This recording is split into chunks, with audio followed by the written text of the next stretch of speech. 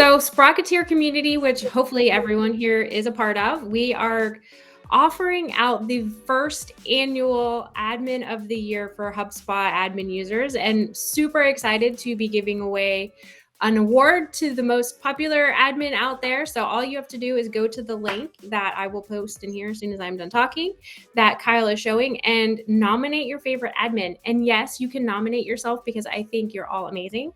And then whoever gets the most reactions and likes and comments on that post, we're going to be giving away that first award to you. Very exciting. Cool. I got the link in there for you, but accidentally opened the developer console while I was trying to do it. So that was exciting.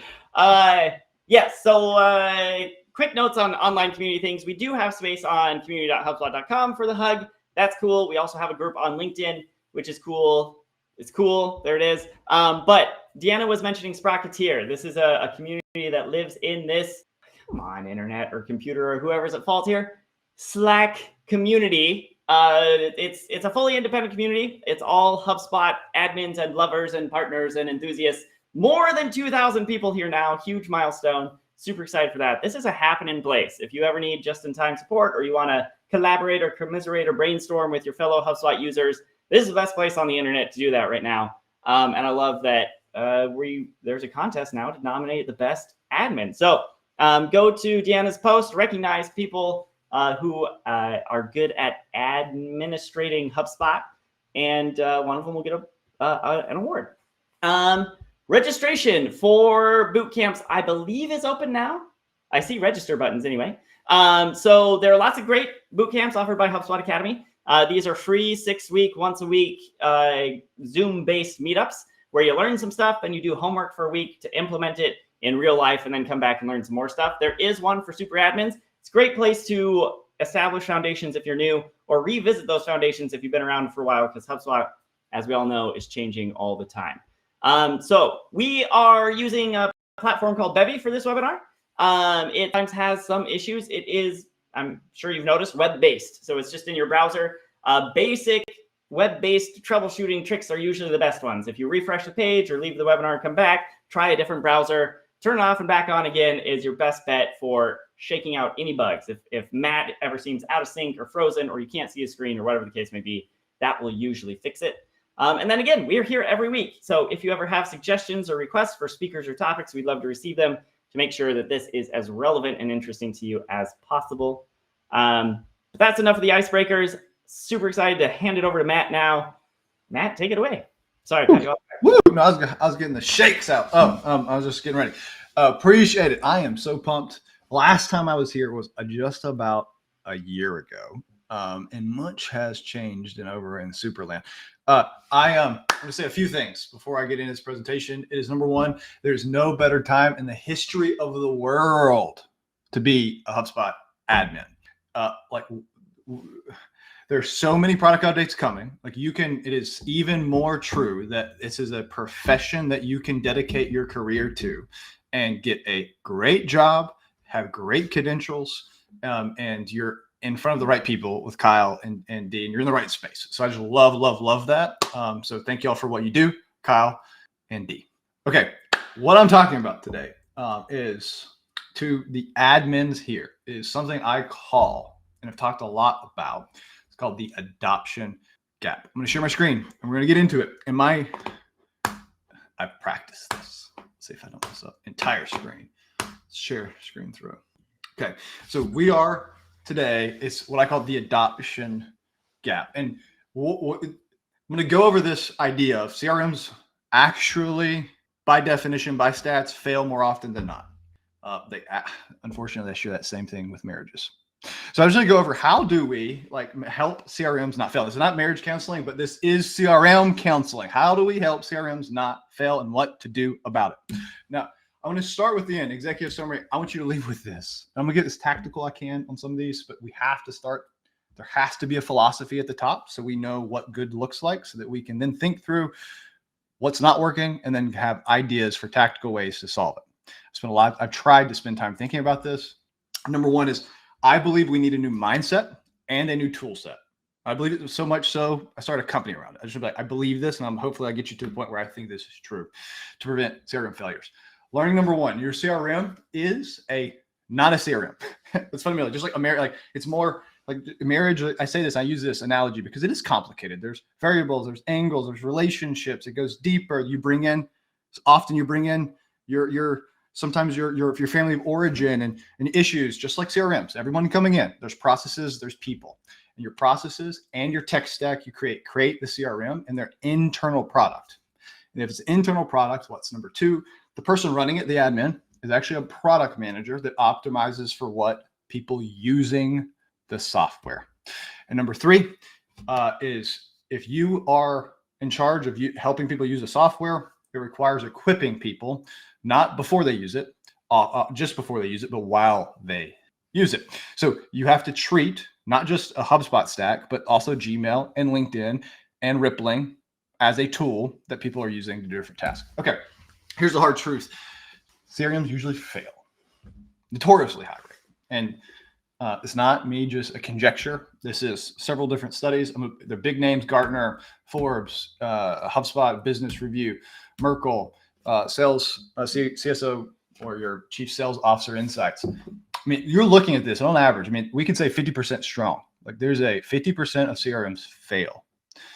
That's sad. And we are in a profession and we're trying to learn how to do what? Help them not fail. So if this is true, and we think of all the training we've done and all the best practices and knowledges we have today, and we look around us and we see a graveyard full of dead CRMs, how do we address this? This is what started me thinking about a new mindset. And how do we prevent this? You look around and you're like, my CRM is not dead or dying, but there are a lot of ones around us. Yes, this is just an AI generated, so just don't look at it too closely. What you're looking at. Yeah. So this is. I saw a football helmeted there. Why am I here talking about this problem? Is I've spent a lot of time, and not this time and effort does not equal effectiveness. I'm going to be clear, but I've tried to spend time thinking about this problem.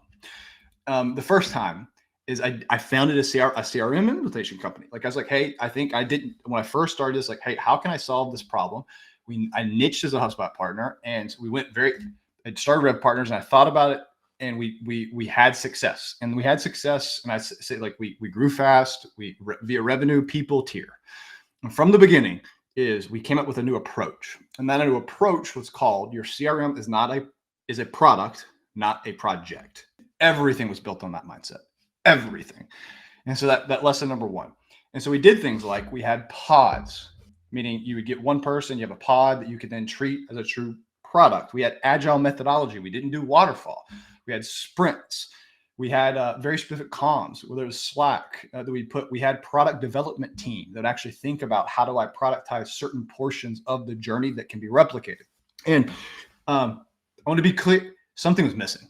We didn't, as much as we got down to 30%. And I would say that is I think we provided good experiences and people had CRMs, but as soon as we stopped or we left, or there was still something always missing. I felt like I had one hand behind my back.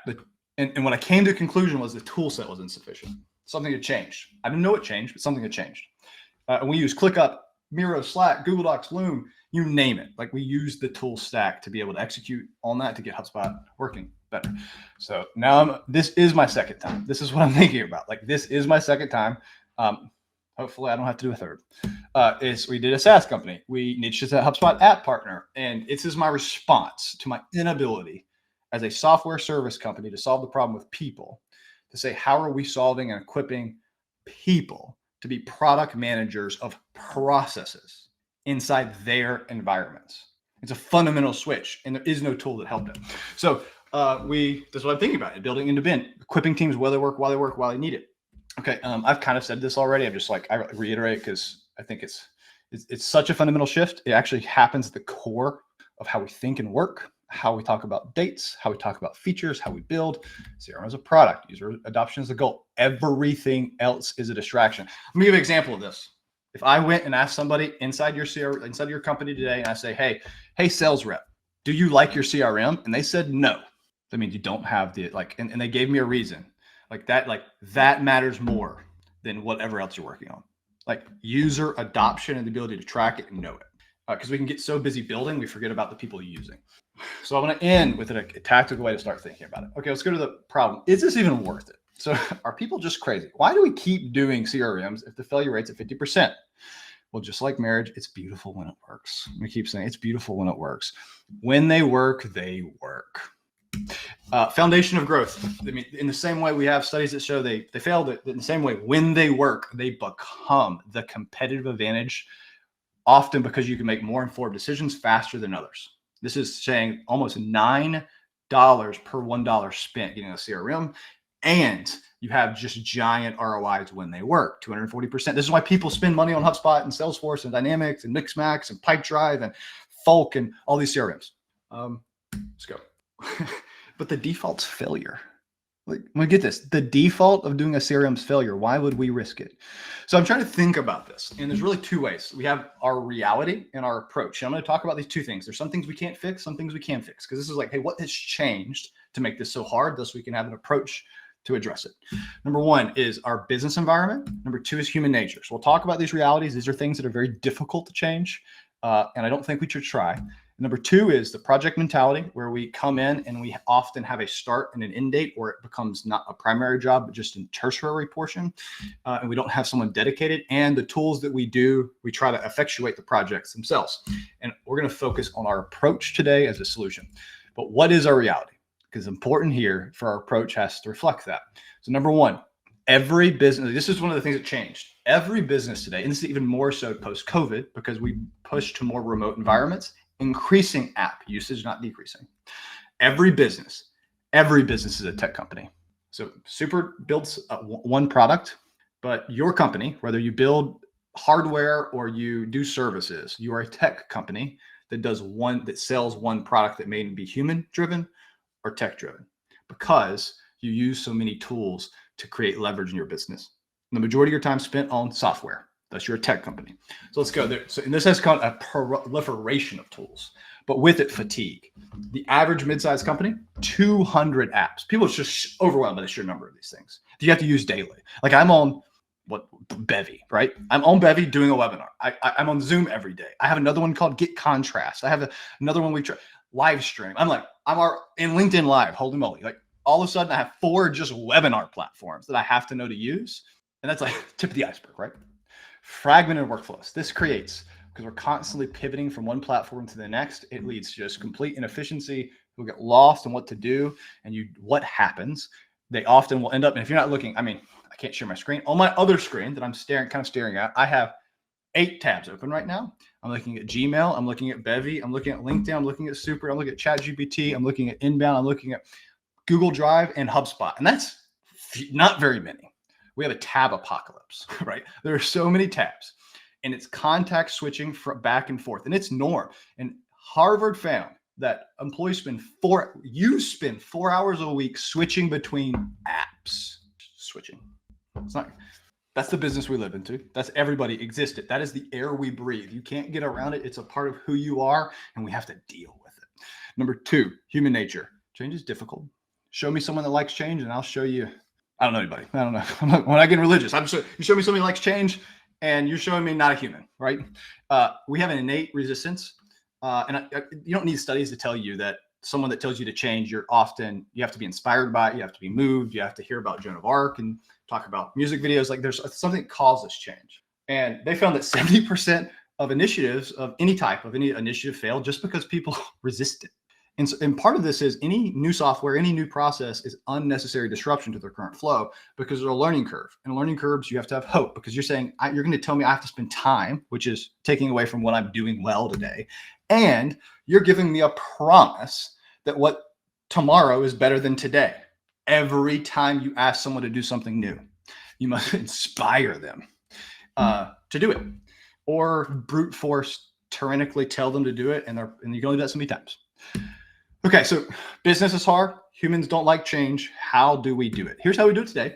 And often it's this project measure. Like when we think about CRM, this is the angle of CRMs. There's different things. We think about new employee onboarding. We think about any initiative. There's often a start, and it's hard to start. It's hard to keep doing unless you're Dee and Kyle and you do 100 hugs and they never stop, because they treat this like a product that gets feedback. That's what everything has, which kudos to y'all.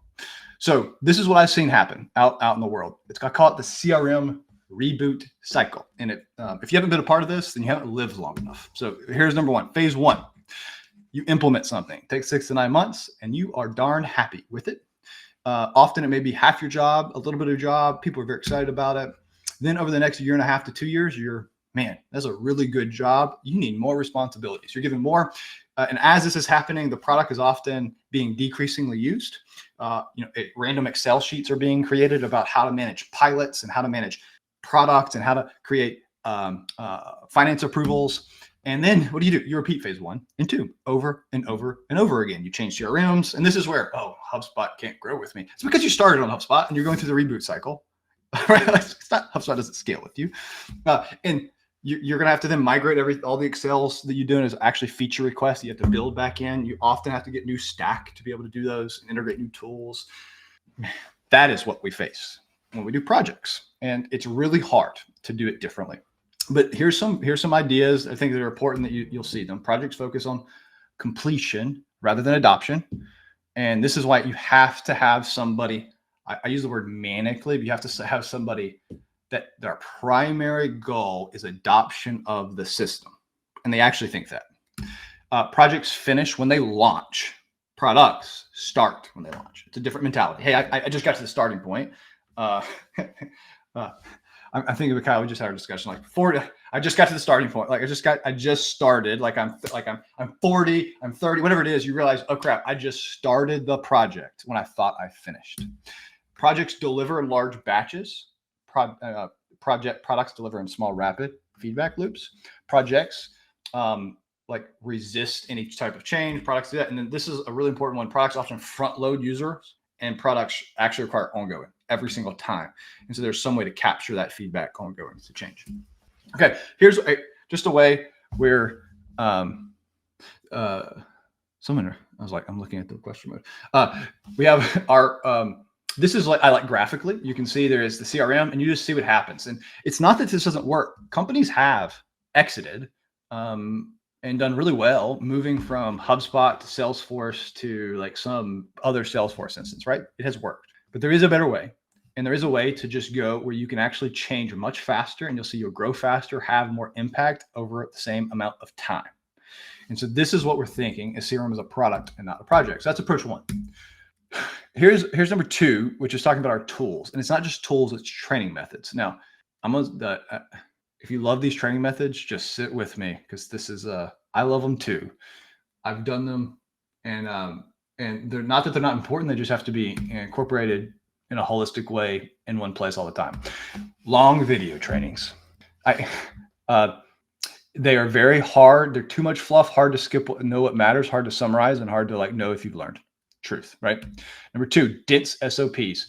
And by the way, if you haven't made a 50-page SOP, it's just the same if you haven't gone through that reboot cycle, you haven't made it's like a rite of passage. Write that 50-page SOP knowing nobody will read it.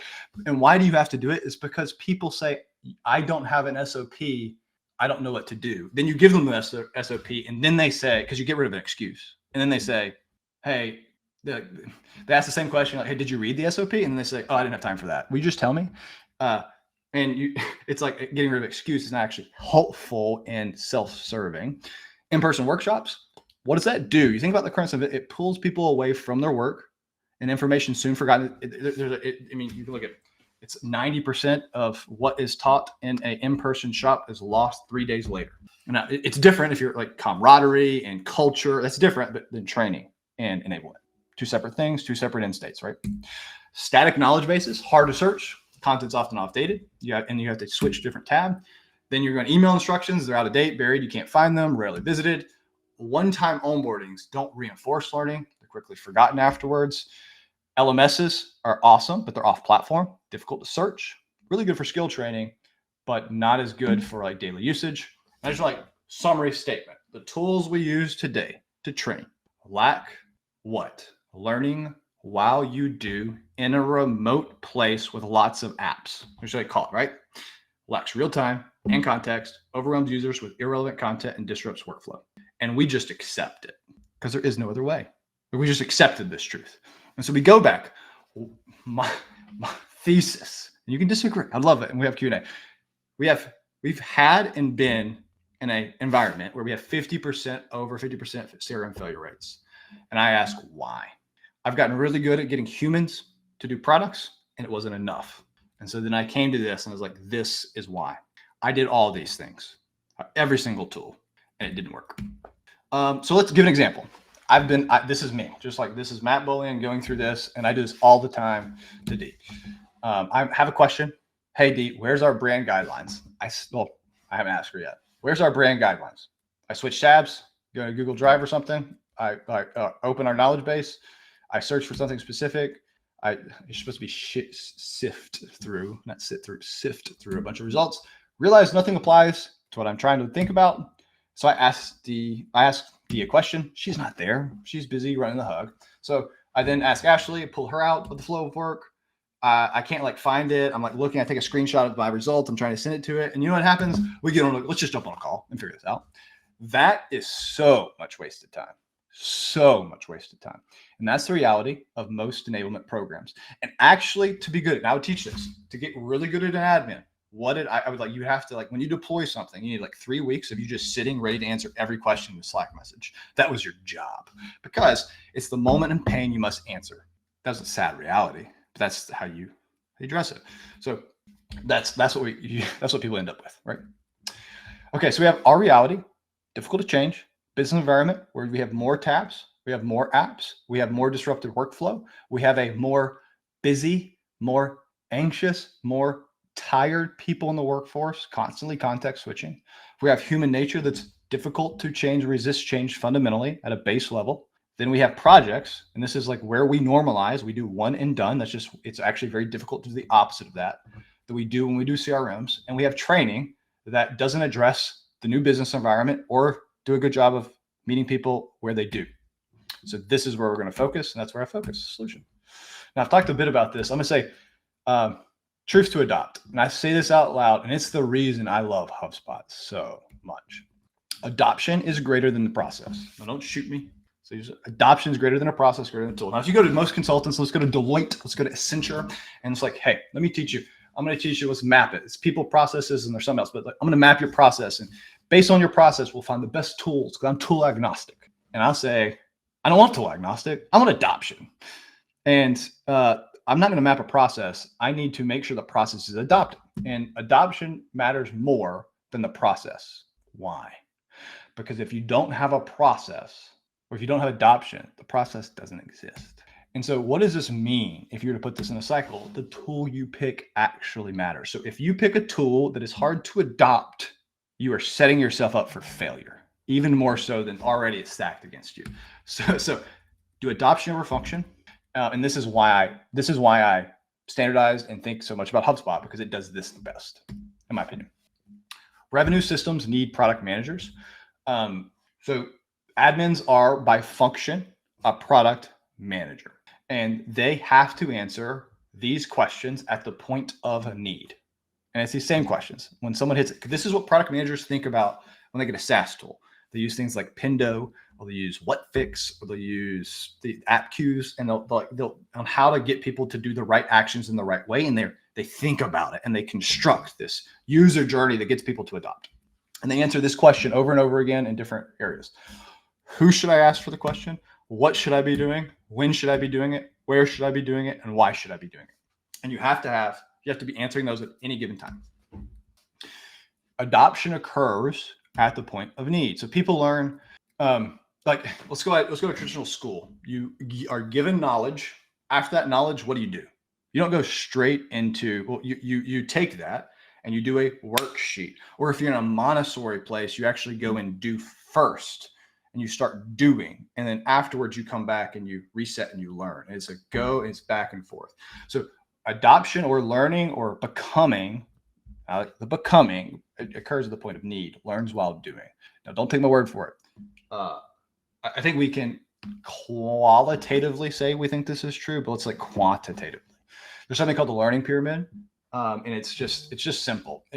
Learning dramatically increases when you learn by doing. Actually, you retain 75% more than you're listening to me. You're going to forget everything unless you take this and you go do something with it. And that's okay. Just reality is this is not a platform where I can go and like get you to do something very quickly. Number 2, cognitive experience. This is just so beautiful. It says people remember 90% of what they do.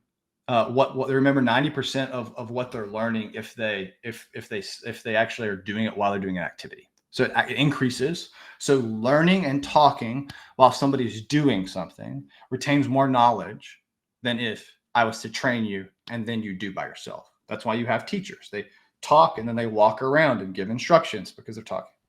This is why it's so helpful to give. I'm learning right now by talking about it because I'm retaining knowledge. I'll be able to recite some of these, post this because I am learning while doing. You may not like Benjamin. Like everybody like throws. Everybody's done something bad in their life, but I love this statement. Is you can be impressive or you can be known. So if you try to get to know people, you'll get less and less impressed by them. But I like this statement. Tell me and I forget. Teach me and I remember. Involve me and I learn. Confucius says something very similar. I just don't remember right now. Okay, I'm sitting for a second. I'm going through this way faster than I wanted to, but that's okay. We'll have lots of times for Q&A. Okay, this comes to super. What is it? How do we think about it? What's the tool set? When I was thinking about this, and you're going, I want to give people the ability to practice processes on top of tool stacks. That's why it's an overlay. And so you had to do this. We had to have something that does what? It's a complete tool set that helps internal users. It has to be no code. Like you have to be able to configure. It can't be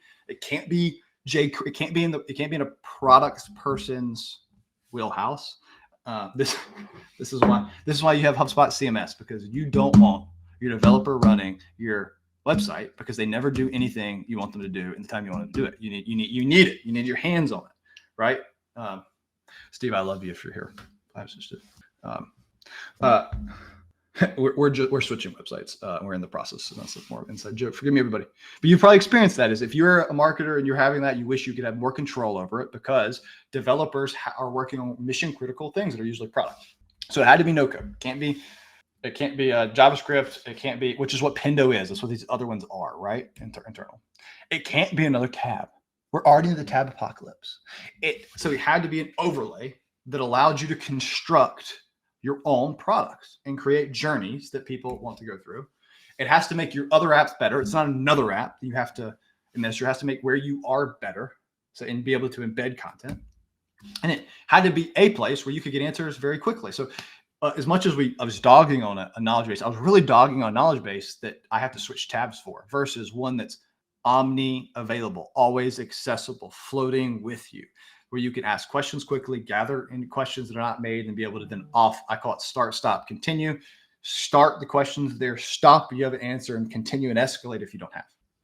And then you got to have the ability to dynamically serve content, whether that's, and I'll show you, like Dee hit me in the face this morning with some new thing I have to post about, like, right, she's like telling me what to do, and I'm in like Gmail, and like she's like hitting me in the face with things to do. I'll show you that, which is to send in-app, like you can send in-app notifications. And you have to show people where to click. You have to onboard people. You have to be able to assign tasks and train people. This is a lot of stuff in a tool, right? And that's what's needed. And it was a gargantuan task. We've now been doing this. Here's some before and afters. And these are like some of these based on true stories. Is that what they say? Free Willy, based on future. Okay. So some of these are more powerful. Some of them are just extrapolations. Before you'd spend 1.5 hours showing newbie, and this is like showing 1.5 hours showing new BRs how to create a deal on a contact record. And if you haven't done that, again, you're not real. You haven't done that. You should give it the BDR and try to show them something new. Okay. Now, when you have something like this, it just transforms the whole relationship. It's instead of saying, here's how you create a deal and a contact card, you're going to show someone, they self-service, they can onboard. And I'll show you this in practice here in a second. Before, you'd have to have synchronous training sessions with lots of blank stares. And Dee's responding to me well, and Kyle's making faces, so I don't have to look at blank stares. But and I can't see any of y'all, but there's this is that you can now do async enablement, where people come to you. It's called the FAIR method. By the way, is you can train yourself before, and then you ask people when you have points of need and get more. You can you change from high effort, high impact to low effort, high impact. Before, reps had to demonstrate knowledge, and now they can just prove it while they work. Before, reps had to context switch to be places to get unstuck. Now they just have it where they work. Before, this is a big one. People felt embarrassed. Well, some reps feel embarrassed, some don't. Reps feel embarrassed asking questions, and now they feel equipped to do it independently. This is what we hear over and over again, these stories. Okay, this is a summary. I'm going to get a little bit in the show and tell. I'll stop for Q&As, and then I might do some show and tells before that, so I know what to show and tell. But here's the new normal, in my opinion. The world needs. I'm a big need here. Like if you call it, like I'm evangelizing this. Yes, like I believe this, and I understand everybody does. Maybe the first time you're hearing it. New world needs a new mindset, which is non-product, product, and a new tool set that is not project focused, but product focused. I don't need to click up telling me to do something. I need a product where I can actually make something and have people and curate it and get people to adopt. Product. And so this is just going in there. Product. I've said this before. Product management optimized for adoption. Internal adoption requires a new way to equip people to point, a new tool set for end users. And here's the results. You'll get fewer interruptions, fewer repetitive questions. You can't get angry. You can't get angry at people asking you the same question over and over again, because that's just the world we live in. It's just a result of what we do. And so let's change. And so you get rid of repetitive questions, less resistance to change because you're not changing as much, higher process adoption, and you finally can get that coveted ROI on any software implementation. So we're being focused on HubSpot, but this is technically any piece of software. Okay, I'll stop here. I'm gonna do some show and tell after this. We're like, what does it look like before? But there may be Q&As to go through for the next couple of minutes. So people, put your questions in the Q&A if you have them. We only have 4 right now, Matt, but they have been upvoted. So I will just start reading them to you right now. And if other people have questions, hop on in and give them to us. How would you define success in adoption, especially for our non-techie users? Here's how I've often done this for adoption is, and we're thinking through this and building a product called Zero Boards. But the idea is there's 2 ways adoption is done. Way number 1 is you have any high, like specific actions. When you think of what are the things I need to check, and you hear this like zero boards, I call them. It is, here is the on a dashboard, here's everything that needs to be done every single day, every single week, and every single month. And then you can check if they're done or if they're not done. And it gives a good indication. It's indicative of adoption. Number 2 is ask people if they like the CRM. Hey, do you like this process? I think it's so. I don't really believe, guys. It's another one. I'm not a big believer. Let me give an example. I'm putting an analogy here. Put it in marketing. I don't track any, and D knows it. I don't track any marketing attribution ever. None. Zero. I don't know how else to say it. Like 0. What do I track? I track qualitative responses when people say, I ask them, why did you show up here? And you know what they actually say often? Matt, I watched your how to be a HubSpot admin 3 years ago. And if I did attribution, it would be fundamentally wrong. In this same way, when we talk about product adoption, you're going to have these indicatives that you can show, hey, all the processes are being followed. But if you do not ask people ongoing questions like, hey, do you like this? You will not know. And you can't expect them to tell you proactively. That's bad product management. So I'll give you those 2 ways, qualitative and quantitative. Let's go through. Cool. This might be the same question again. If you feel like you've answered it, we can move on to the next one. But adding on to that question, how do we measure it and ensure adoption is happening? Measurement could be needed to get leadership on a new approach to HubSpot. I'll say this again, and I'll give a different take on this, just more practical, more tactical. Having done this is the way to think about getting, first off, you have to have top down. I have a whole nother thing called the RevOps Manifesto that I did a long time ago that talks a little bit about how you get adoption through people. And one of them is pick your dashboards that you will run the company from. And if the dashboard's wrong, then the person that has the data is wrong. And the top says that, and it goes down. The other way of getting adoption is to ask someone, what do you do daily? What do you do weekly? What do you do monthly? And then start at, I will help you do what you do daily, faster and quicker. I will be do what you do weekly faster and quicker and build dashboards for daily, weekly, monthly, and that will help you get adoption and go up. And you will effectuate change that way. Cool. Our mutual friend Shadab wants to know the top 3 use cases Super uses Super to drive adoption. Okay, I'll give you one now. So on the bottom right, I have this presentation. You'll see on the bottom right, there's a small pink, well, magenta as Kyle says, but I like hot pink. Hot pink button on the bottom right. It's on PowerPoint right here. And if this sounds weird, but I'm like, man, I can literally never remember people's meeting links, and I have to give them out all the time. And so what do you have to do traditionally? You have to like go to HubSpot. You got to find it. We made this thing just called meeting links. And I just get everybody's meeting links here, and I have the like tab where I can actually go to it. I know that sounds weird, but like it saves so much time. Number 1. Number 2 is we use this a lot internally for our updates. And I mean updates is we have, and you'll see this, I'm like all these things not completed. So I have the Sprocketeer Admin of the Year that I'm supposed to post about. And it like takes over my full screen, but it's right here. And it says, hey, reshare this post, action, do it at this time, details, link to post. And I actually have her post and I come here. This is so freaking useful. Now, like you'll see, like, you'll see that. That is awesome. And that will take over my screen. So if and she has like, I think admin hug meetup. I'm going to talk about the admin hug meetups tomorrow, but it's not going to trigger until tomorrow, and it'll pop up on my screen, take over the screen. That's number 2.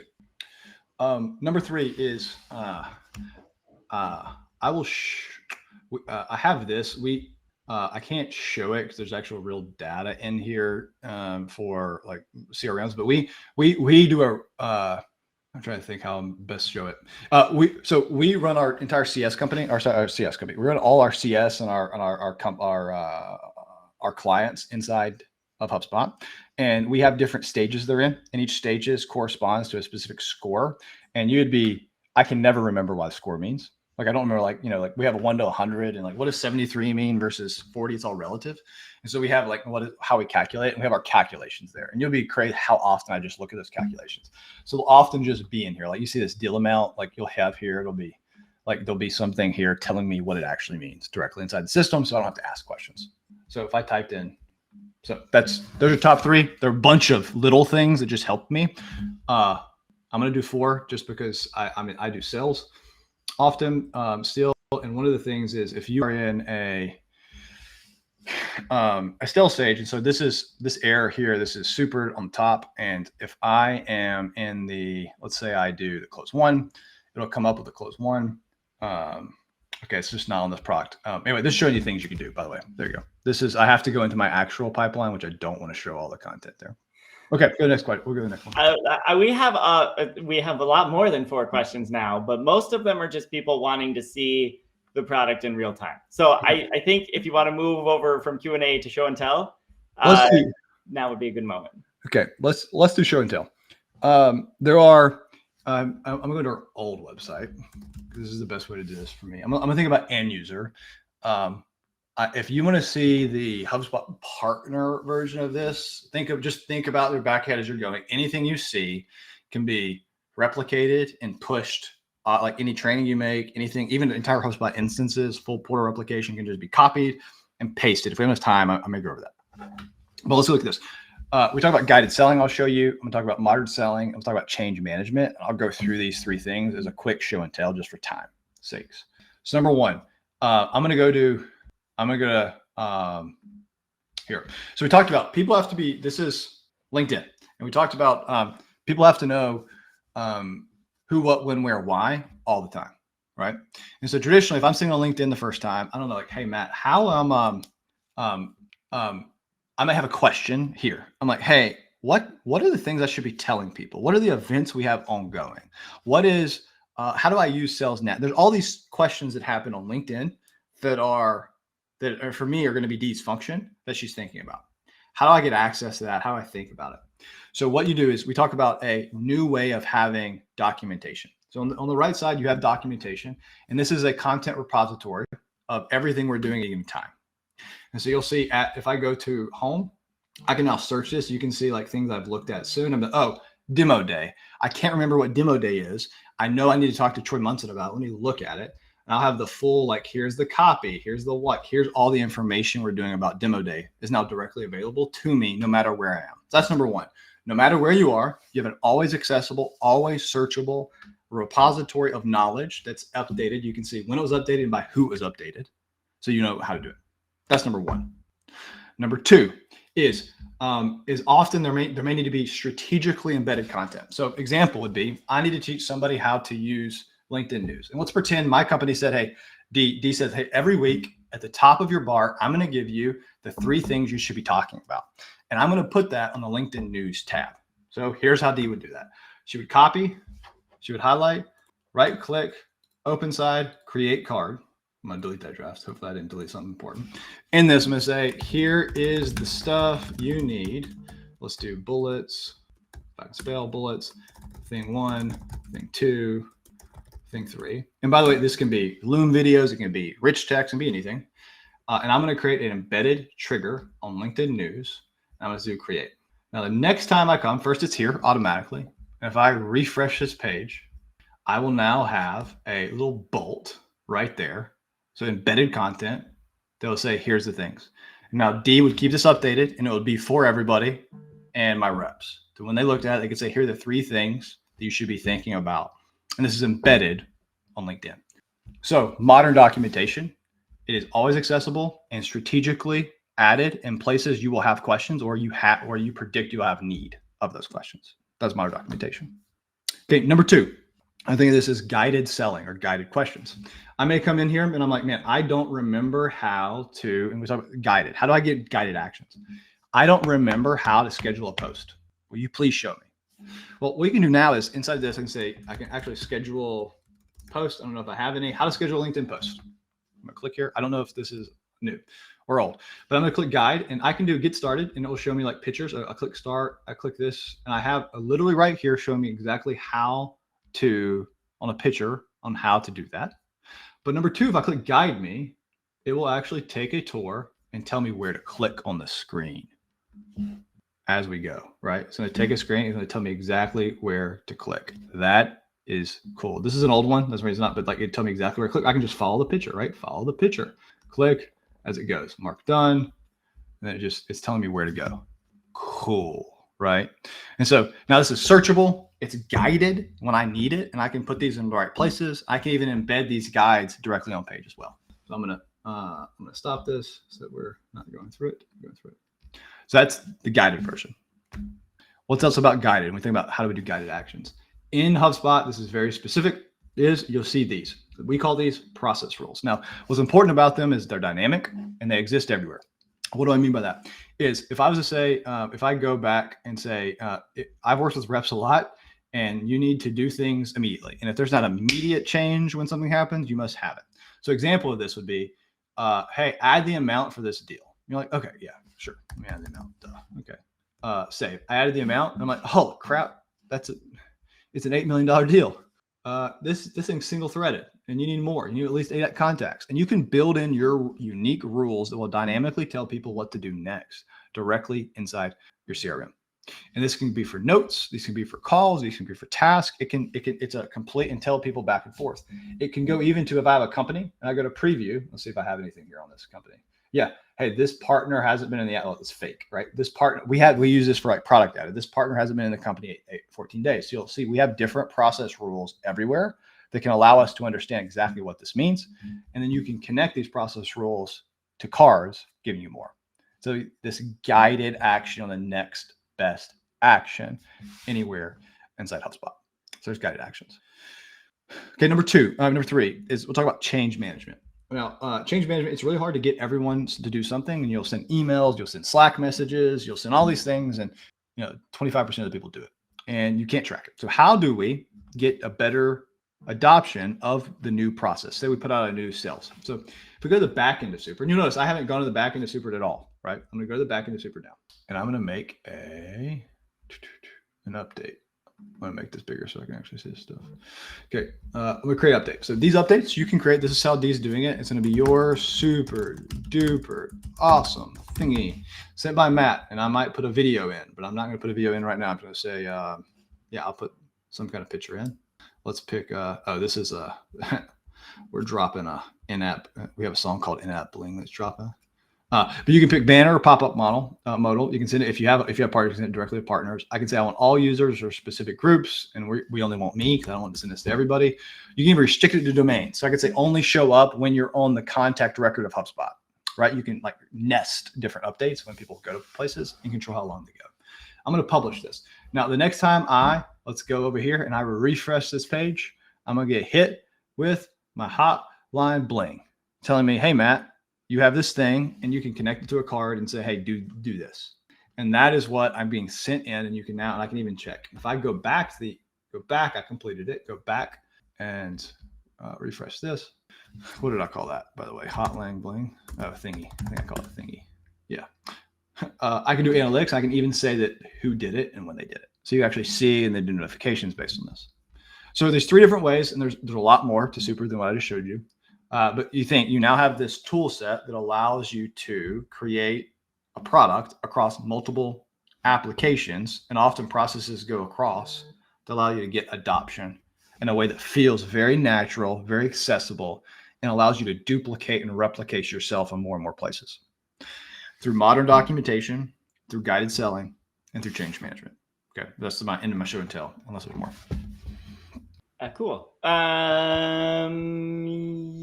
Yeah. So friends, there were a lot of questions in the Q&A before the show and tell, and I don't really have a good way of cleaning those out. So how about we hang out in the chat for a minute, and if there are questions you have now that you've seen it, follow-up questions or clarification you need, just let us know in the chat. I think that's probably the best way to organize this in the last 9 minutes we have. How do sales managers use this tool for analytics? It's a good question. I will, let me show you. I'm going to re-present because I think it'll be helpful to answer that question. So sales managers need to do a couple of things. They need to know, are people doing the right process at the right time? They need process enforcement. And so there is 3 ways we address this today. We have an analytics portion at this right here for us, and we can see which cars are viewed, which ones are engaged. We can see what searches are happening and if they actually have click-throughs. And so this is messed up because we do promos in here, but you can have search terms and how they're working. You have full, do we have everybody inside this? We have a bunch of weird stuff. We have clients in, and you can see, are people actually using the guides? Do they go through the whole portion? So you can see at an individual level, are the assets I have being effective?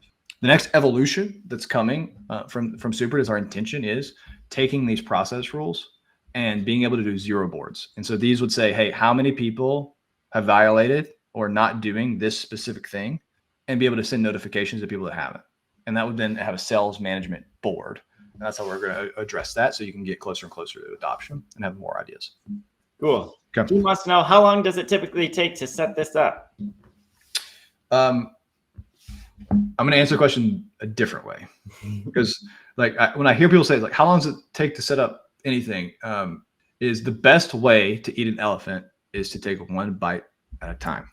And so if you're starting, you have nothing documented and you're just starting, where do you start? You start with the first question you get, and you start building, because it's easy as if I'm on my HubSpot, someone asks a question, I copy and paste the question, I go to create guide. I'm like, okay, let me show people how to actually log, how to create a note. I know it sounds, but I can go notes, create note, type thing, create note, and I'm going to guide, right? And so now I'm going to say, this is called how to create a note, create guide.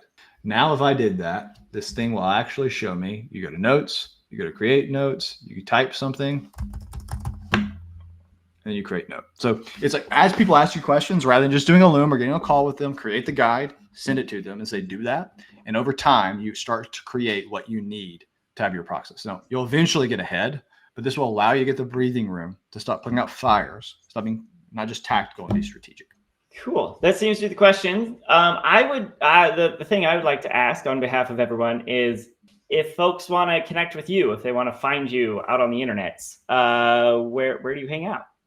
I hang out exclusively on LinkedIn. Yeah. So if you type in Matt Bowling or Super, then you get there, you will eventually find me. Cool. Any PSAs for folks going to Inbound next week?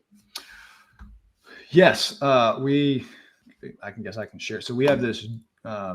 We had this idea. Let's do a giant party thing. We have something called Admin Central that we created. If it goes to a D, let's see. It was taking a little time to reroute it this morning. Anyway, we have something called Admin Central. The intent was to have is like one of the largest ecosystem events, and it's an event within an event, and we have crazy things happening. So besides Kyle and something like having some hugs and us meeting there is like semi-permanent tattoos. So if you're like me and you don't have any tattoos, you can get one without any regrets. We have free coffee and free cookies. We have lip sync contests. We have like $50,000 giveaway. We have events where you can like learn about ABM. Stuart Balcom's coming there talking stuff. There's all these things that we'll be putting together for us to learn together as admins, pushing the ecosystem forward. Number 2 is we have an after party on the 19th on Thursday. Where we're having lots of fun, and I've made some songs that we can play to and we can dance to, and it'll be fun. Cool. Well, thanks so much for being here, Matt. Thanks everyone for coming. I think we got through it. I don't think I missed any questions. Hold me accountable, everyone, if I did. But Matt, thank you so much. Everyone, thank you so much. Those of you who are going to inbound, I will see you next week at inbound. Those of you who are not, we will not have our typical online Tuesday next week, but we'll have lots of things to share with you the Tuesday after that. And I hope you all enjoy the rest of this week. Bye. See you all at inbound. How is everybody? Hi, guys.